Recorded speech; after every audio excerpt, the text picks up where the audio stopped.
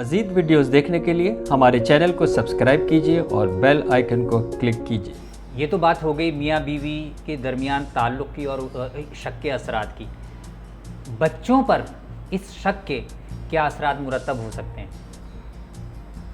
अगर मेरी पुरानी सीरीज़ देखें, शक सीरीज़ के ऊपर जो प्रोग्राम थे उसके अंदर मैंने कहा कि जो शक करने वाला शख्स है उसकी ज़िंदगी के अंदर कोई ना कोई वाक़या है जहाँ पे उस पे शक किया गया है, या उसने शक होते हुए देखा है, या उसका कोई ना कोई भाई, कोई दोस्त, उसके माँ या बाप, बहन, कोई ना कोई उस शक की वजह से मुतासिर हुआ है।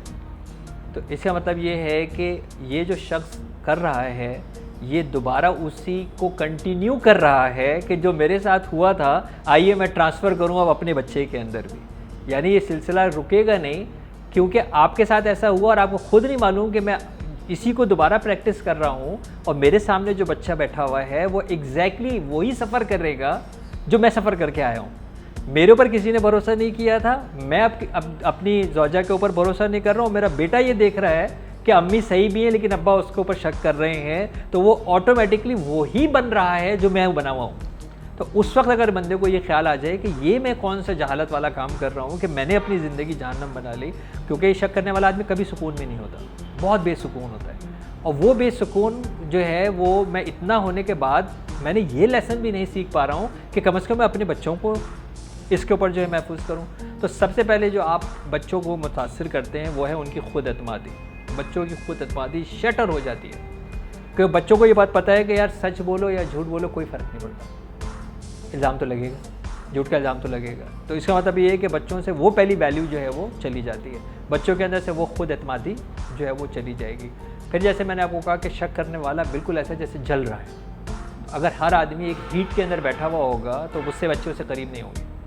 शक करने वाले शख्स से लोग करीब नहीं होते, क्योंकि उसके अंदर से वो वाइब्स निकलती हैं, वो एनर्जीज़ जो है वो निकलती हैं जो रिपल्स करती हैं, जो दूर भेजती हैं। तो वो बच्चे जिनको माँ और बाप की ज़रूरत है और वो जिस्मानी तौर पर उनसे करीब नहीं है, वो जहनी तौर पर उनसे करीब नहीं है, वो इस फील्ड में भी नहीं है कि जहाँ से वो करीब बैठ के उनके जो है वो उनसे अच्छा एक मज़बूत असर जो है वो ले सके। वो उनके सामने बैठे हुए अगर खाना भी खा रहे हैं ना तो भी डर रहे में है कि उनको ये लगता है कि यार ये जो सामने से एनर्जी आ रही है ये पॉजिटिव नहीं है।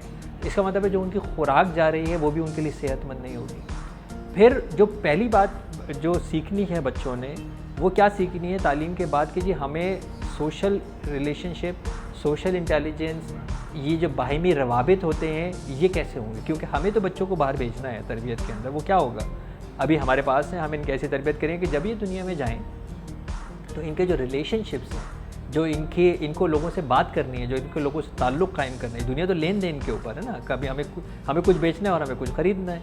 तो हमें क्या सिखाना है? समाजी रवैये। वो समाजी रवैये मैं क्या सिखाऊंगा अपने बच्चे को जब मेरे जो देख रहा है वो समाजी रवैये के अंदर दूरी है। और ना सिर्फ ये दूरी है, भरोसा नहीं है, भरोसा नहीं है। यानी मैं आज से उसके अंदर इंस्टॉल कर रहा हूँ कि तुम्हें कभी ज़िंदगी में किसी पर भरोसा नहीं करना। आप यकीन माने अगर मुझे ये आ जाए कि मुझे किसी भी भरोसा नहीं करना तो मैं एक कदम नहीं चल सकता, राइट। मैं कुछ भी कर लूँ, कराची के कितने टूटे फूटे रोड हो, मुझे उस ड्राइवर पे भरोसा करना है कि ये पहुँचा देगा।